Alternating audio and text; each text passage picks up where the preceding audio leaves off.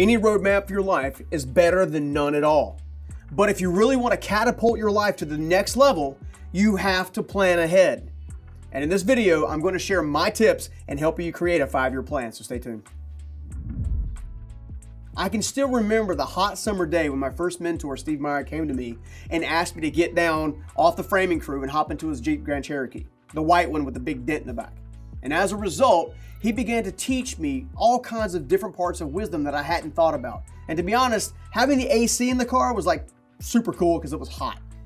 And then Steve began to break down that someone who is rich in every area of their life is always, and I do mean always, thinking 5 years ahead. And someone who is poor in every area of their life is always focused simply on today and yesterday. That's a pivotal moment. And that's when I began to understand that you have to have 1 foot in today and then 1 foot 5 years from now. That way you can bridge the gap between now and your future opportunities. To get us started, let's answer the 5 very important questions in order to create this 5-year plan. Question number 1, how can I compound my time and money to get a greater return? You've got to answer this question so you can actually begin to see the deficiencies in how you're handling your money and your time. The second question you've got to answer is this: how am I making a greater impact on my family, community, and professional impact? If you don't understand the impact that you're trying to play, you're never going to actually make the impact that you need to make to begin with. So you've got to answer that question. Question number 3, how can I deepen my relationships and remove the harmful ones? We all have relationships that build us, and we've all got relationships that can destroy us. You've got to learn how to tell the difference between somebody who can help and someone who can hurt, which takes us to question number 4. How can I increase my overall performance while decreasing my overall stress? So much of life is you operating outside of your sweet spot.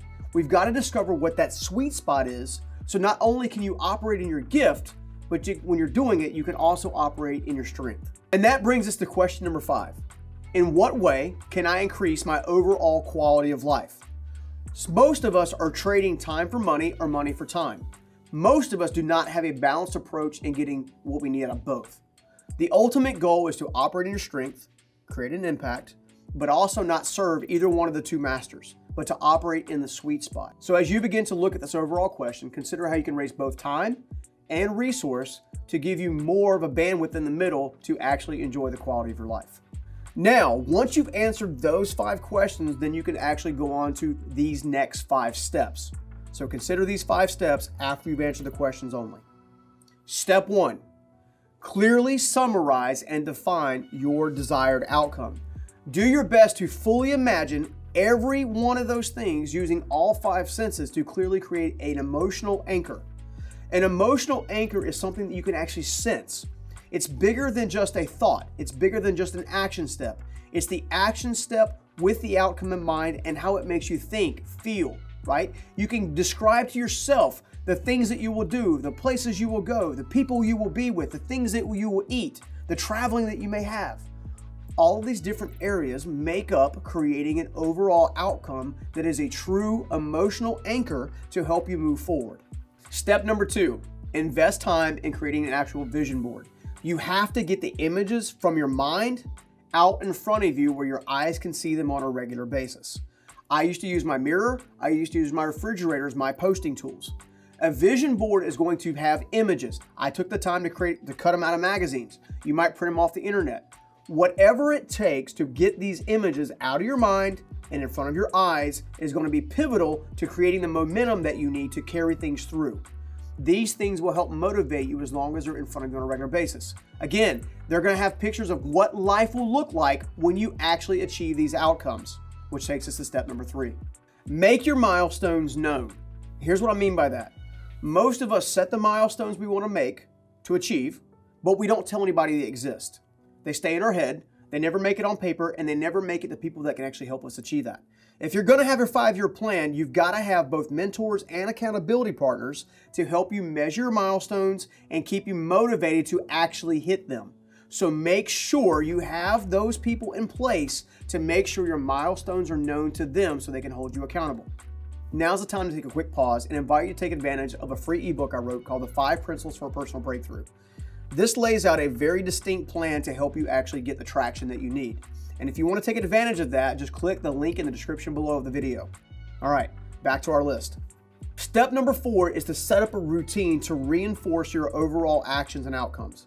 You've got to do the same thing consistently day after day after day to build up actual momentum.